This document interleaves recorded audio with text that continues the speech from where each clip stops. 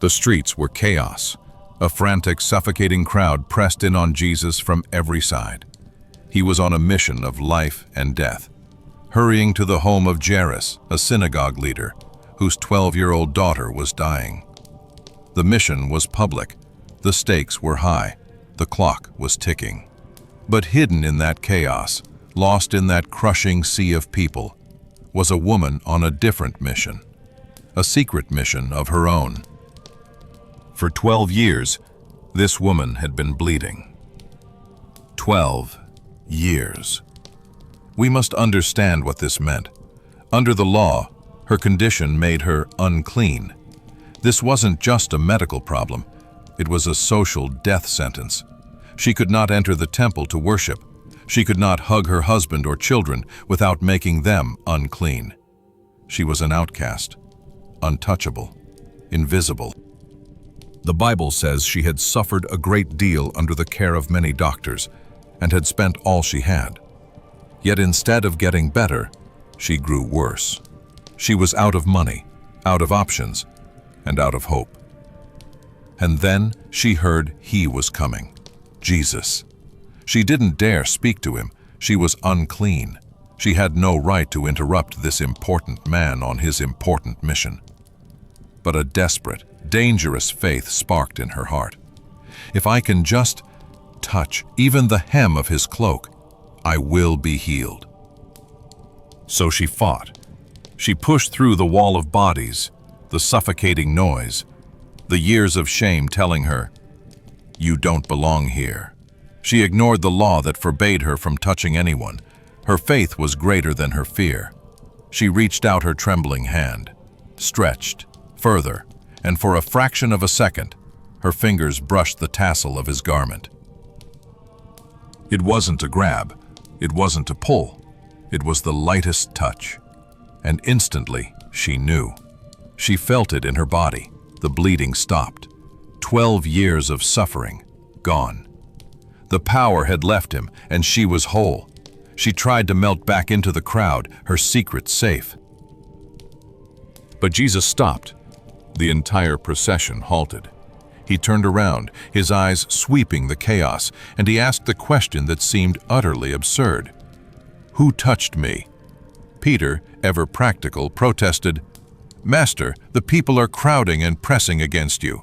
What do you mean, who touched me?" They were all touching him.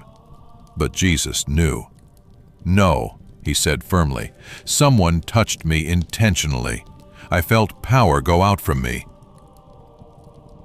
This is the most important part of the story. Why did he stop? She was already healed. Why expose her? Why risk making her ashamed in public? Because Jesus didn't just want to heal her body. He wanted to restore her life. A secret healing would have left her in secret shame. She would have gone home clean, but still feeling unclean in her spirit, still hiding. Jesus stops the chaos. He stops the urgent mission to find the one person who reached out in faith.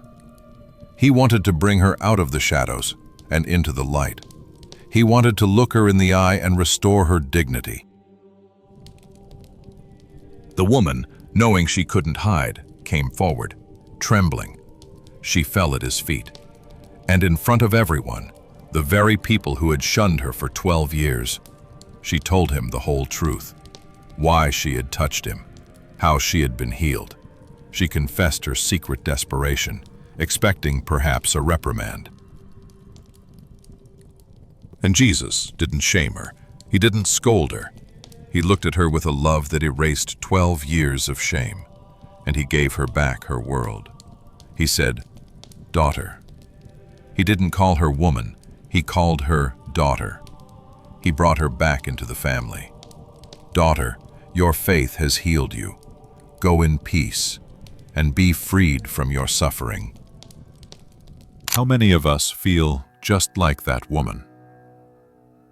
We may not be bleeding physically, but we are bleeding emotionally.